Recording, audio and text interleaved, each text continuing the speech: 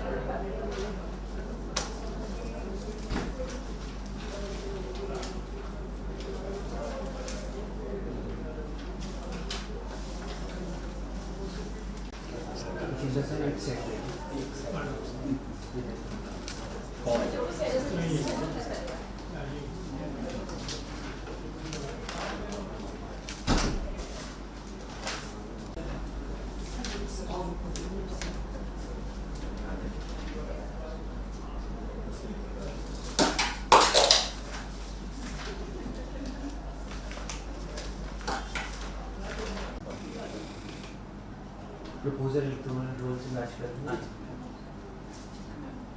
वो मुख्य है ना।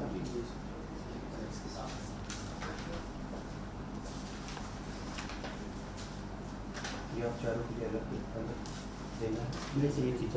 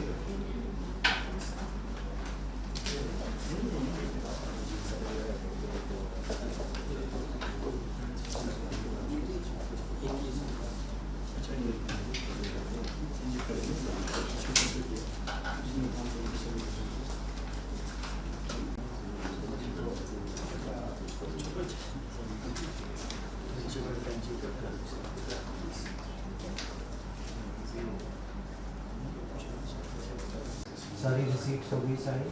जी सर। चेक कर लो एक बार फिर से, कुछ साइन कम होने के लिए तो नहीं रहता।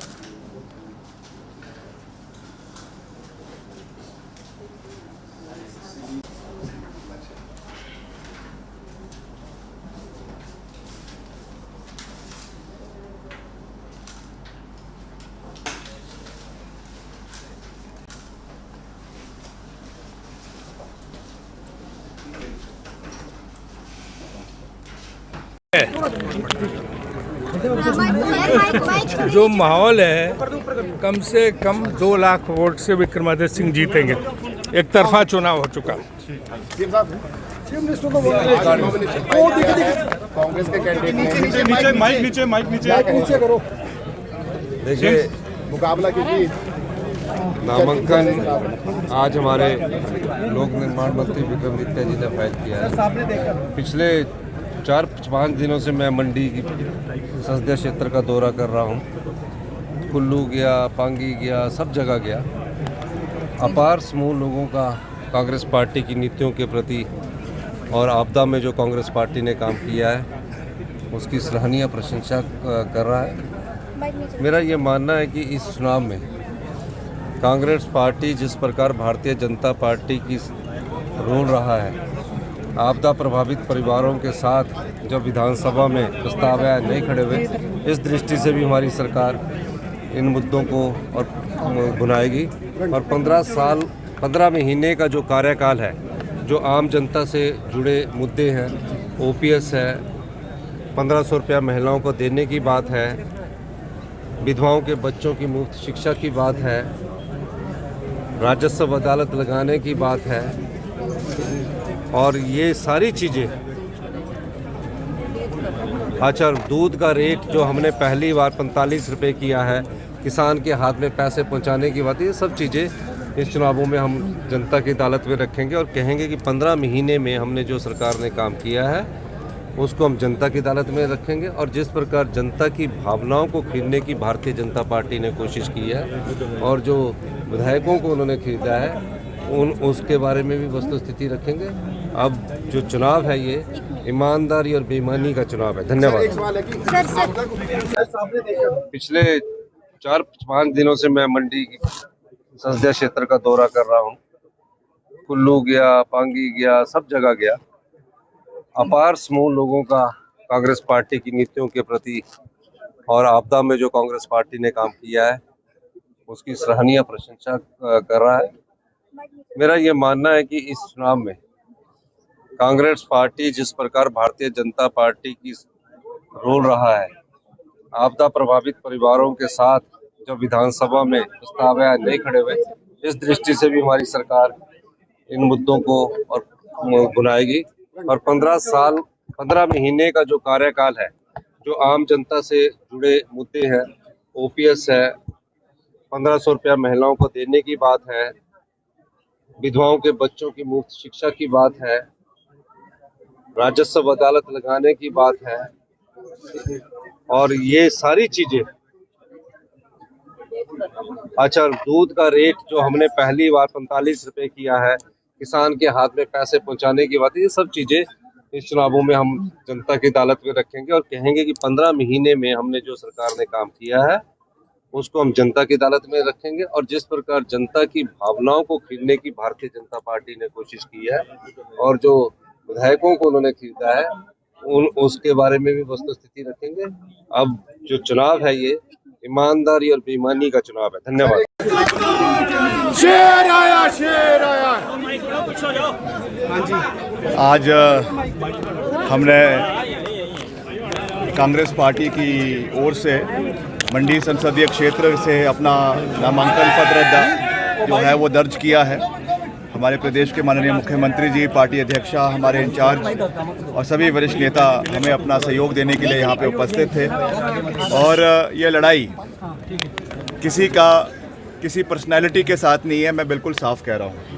ये लड़ाई मंडी के अस्तित्व की है, मंडी को देश का नंबर 1 संसदीय क्षेत्र बनाने की है। बारी बारी ये सवाल पूछा जा रहा है कि प्रतिद्वंदी कौन है, क्या है। मैं उसके बारे में कुछ नहीं कहना चाहता हूँ। मेरी लड़ाई मंडी को मंडी के अंदर स्मार्ट सिटी बनाने की है, जिसके लिए हमने कार्य पहले ही शुरू कर दिया है। रिवर फ्रंट बनाने की है, यहाँ पे पार्किंग की बहुत दिक्कत है मंडी शहर के अंदर, उसको करने की आवश्यकता है। हमारे एक्स सर्विसमैन जो हमारे भारी तादाद में सरका घाट के इलाके में रहते हैं, जोगिंदर नगर के इलाके में रहते हैं, उनके लिए वहाँ पे CSD डिपो बनाना है। उसके लिए बहुत मजबूती से मैं डिफेंस मिनिस्ट्री से इस विषय को उठाऊंगा। और वैसे ही हमारे जो है वहाँ पे सैनिक एकेडमी बन रही है, उसका निर्माण करवाना हमारी प्राथमिकता है।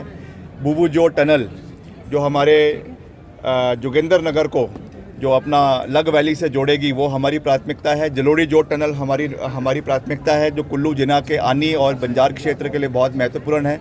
वैसे ही आनी में हमारा जो है बागासरान इलाका है, टूरिज़्म पॉइंट ऑफ व्यू से उसको डेवलप करना हमारी प्राथमिकता है।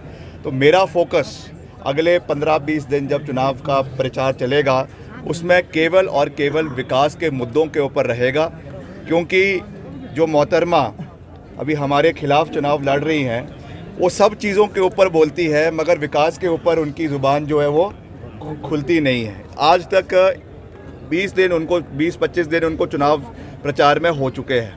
आज तक एक शब्द उन्होंने अपने विजन के बारे में लोगों को कहा नहीं है कि करना क्या है। ठीक है, आप फिल्म स्टार है, आप जो भी है, मगर आप हमको सुबह से शाम तक मंचों के ऊपर गालियां देती रहती है। आप दीजिए, हमको कोई दिक्कत नहीं है, कोई परेशानी नहीं है, मगर कम से कम मंडी के लोगों को अपना विजन तो बताएं कि आप करना क्या चाहती हैं। मंडी के लिए आपका क्या सोच है, क्या विचारधारा है, क्या डेवलपमेंटल इश्यूज आप लाना चाहती है। एक शब्द उन्होंने उसके ऊपर नहीं बोला है। तो मैं यही कहना चाहूँगा कि हम विकास के मुद्दों पर लड़ाई लड़ेंगे, चाहे स्मार्ट सिटी का है, चाहे एक्सपेंशन का है, चाहे आपदा के समय में हम दिन रात लोगों के साथ खड़े रहे। 3500 करोड़ रुपए मैं केंद्र से हिमाचल के लिए लेकर आया। अभी आखिरी में कोड ऑफ कंडक्ट लगने से एक हफ्ता पहले अतिरिक्त नितिन गडकरी जी ने मेरे कहने पर 150 करोड़ रुपए हिमाचल प्रदेश को दिए, ऑन रिकॉर्ड दिए।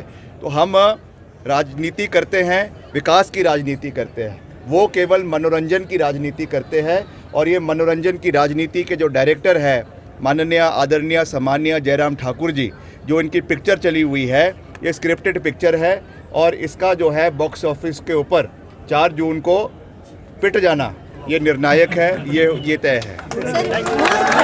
की भरपाई की है और अब मुझे पूर्ण विश्वास है कि जिस तरीके से माननीय मुख्यमंत्री ने लाहौल स्पीति में जाकर इसकी शुरुआत की है और 1500 की जो बात हमने की है वो भी धीरे धीरे सभी महिलाओं को